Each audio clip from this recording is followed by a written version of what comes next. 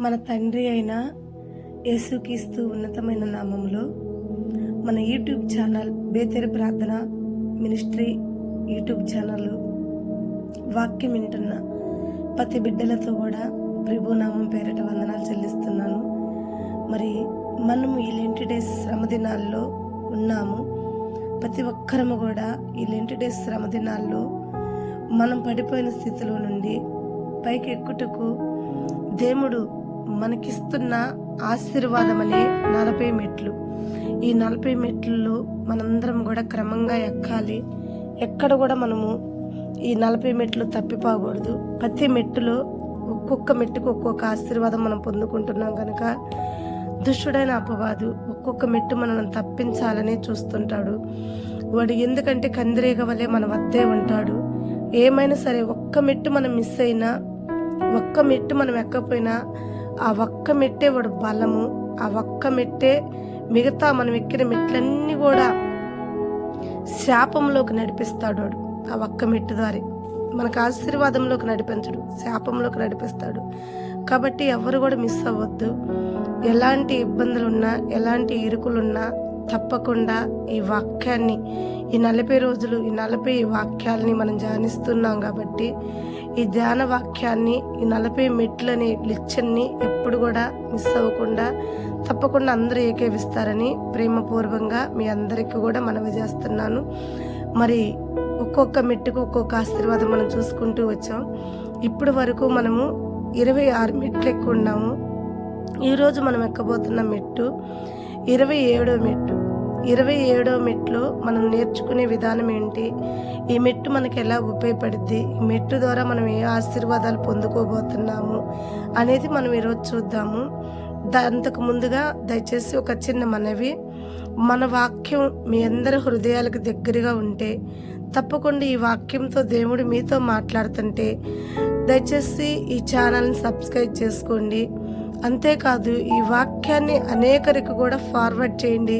వాళ్ళు పడిపోయిన స్థితిలో నుండి వాళ్ళకి కూడా పైకి ఎక్కుటకు, వాళ్ళ జీవితాలు కూడా కట్టబడుటకు చాలా ఆశీర్వాదంగా ఈ వాక్యం ఉంటుంది కనుక వారికి ఒక వంతు ఆశీర్వాదం అయితే మీరు పంపించినందుకు 2 ఆశీర్వాదాలు పొందుకుంటారు కనుక తప్పకుండా ఈ వాక్యాన్ని అనేకరికి ఫార్వర్డ్ చేయండి. అంతేకాదు ఈ వాక్యం మీ హృదయానికి నచ్చినట్టు ఉంటే దయచేసి ఈ వాక్యాన్ని లైక్ చేయండి. కాబట్టి ముఖ్యంగా మన ఛానల్ని సబ్స్క్రైబ్ చేసుకోండి. అనేకరికి ఈ వాక్యం పోవటానికి మీరు కూడా ఈ పనిలో పాలి భాగస్థులుగా ఉంటారు. మరి ఈరోజు మనం వాక్యంలోకి వెళ్దాం. ప్రేమ కలిగిన మా తండ్రి, ఇప్పుడు వరకు నా తండ్రి 26 మెట్లు మమ్మల్ని పూర్తి చేపించి 27వ మెట్లోకి మమ్మల్ని నడిపిస్తున్నారు కనుక ఈ మెట్లో మాకు కావాల్సిన ఆశీర్వాదం దయచేయమని, ఈ మెట్టు మేము ఎక్కుతున్నప్పుడు దుష్టుడైన అపవాది మమ్మల్ని ఎక్కడ కూడా దొంగిలించకుండా కాపాడమని యేసయ్య ఉన్నతమైన నామములో ప్రార్థించి అడిగి వేడుకుంటున్నాం తండ్రి, ఆమేన్.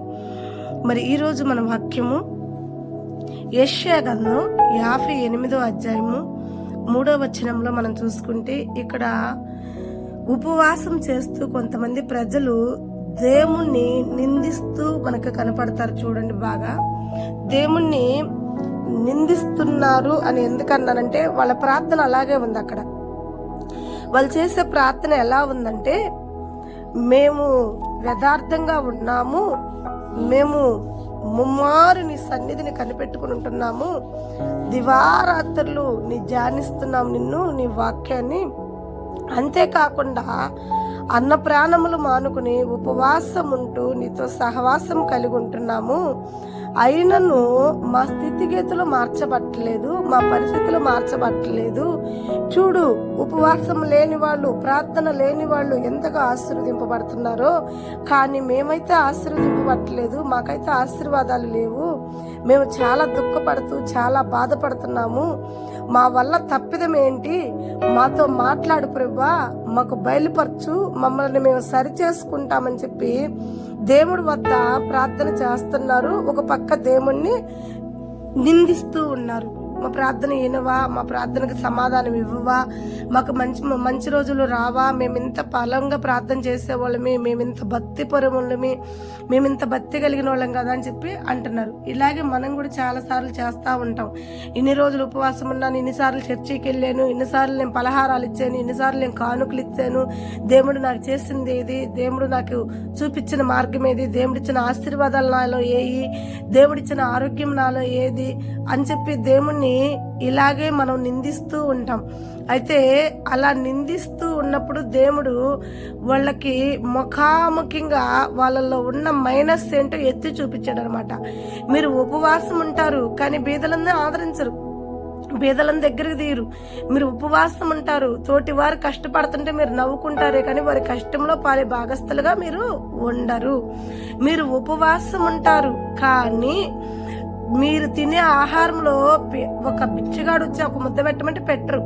ఇలాంటి ఉపవాసమా నాకు ఉండేది? మీరు ఇలాంటి ఉపవాసం ఉండి మీరు ప్రార్థన చేస్తే నేను మీకు సహాయం చేస్తానా? అది కాదే ఉపవాసం అంటే మీరు అన్నం తినకుండా ఉంటాము, నీళ్ళు తాగకుండా ఉంటాము, ఇలా ఇవి కాదు. ఉపవాసం అనేది ఏంటంటే బీదలను ఆదరించండి, అంగీ లేని వారికి అంగీ సహాయం దయచేయండి, కన్నీరు కారుస్తున్న వాడి కన్నీటిని తుడసండి, మీ చేతలైనంత సహాయం వాళ్ళకి అందించండి, మీ ప్రేమ వాళ్ళ ఎడల చూపించండి. అది నిజమైన ఉపవాసం.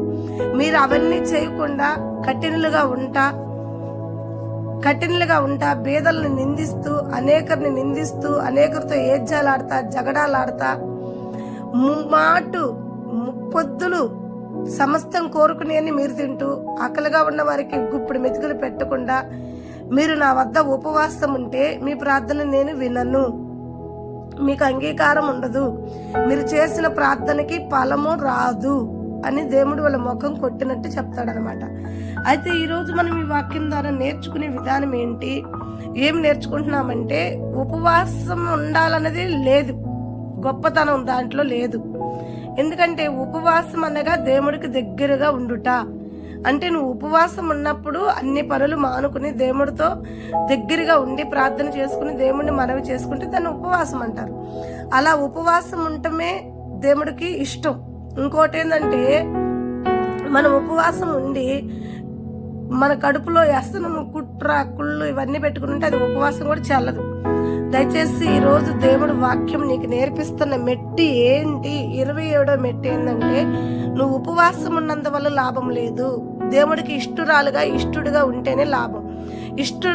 ఇష్టుడుగా ఉండాలి అంటే ఇక్కడ దేవుడు చెప్పాడు, నువ్వు బేదలను ఆదరించు, నీ పొరుగు వారిని ప్రేమించు, నీలో ఉన్న కలకాన్ని తీసివేయి, వ్యసనాన్ని తీసివేసేయి.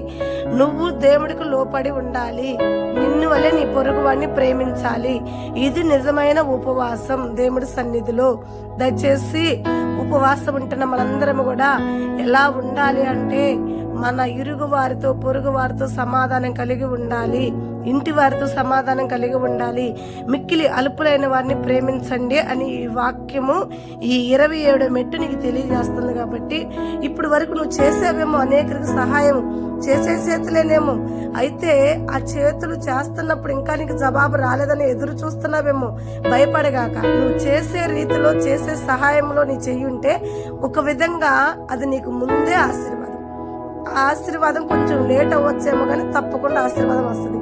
ఒకవేళ నువ్వు ఇప్పుడు వరకు కూడా ఆ స్థానంలో లేకుండా, ఇతరులను ప్రేమించే స్థానంలో, ఇతరులకు సహాయం చేసే స్థానంలో లేకుండా నువ్వేందో, నీ జీవితం ఏందో, నీ లైఫ్ ఏందో అనుకుంటూ ఉన్నావేమో, దయచేసి నీ ఆస్తులు ఇవ్వాల్సిన అవసరం లేదు, నీ డబ్బు ఇవ్వాల్సిన అవసరం లేదు. నీ ప్రేమను పంచు, నిన్ను వల్లే నీ పొరుగు వారిని కూడా ప్రేమించు. నిన్ను నువ్వు ఎలా ప్రేమించుకుంటావో నీ తోటి వారిని కూడా ప్రేమించమని ఈ మెట్టు నీకు హెచ్చరిస్తుంది. దేవుడి హెచ్చరిక కాబట్టి తప్పకుండా దీన్ని పాటించు. 27వ మెట్టులో దేవుడు నిన్ను ఉన్నతంగా దీవించి ఆశీర్వదించును గాక. God bless you. ఈ వాక్యం నీకు నచ్చినటువంటి ఛానల్ సబ్స్క్రైబ్ చేసుకోండి. ఈ వాక్యం అనేకరికి ఫార్వర్డ్ చేయండి. దయచేసి ఈ వాక్యాన్ని లైక్ చేయండి. Praise the lord.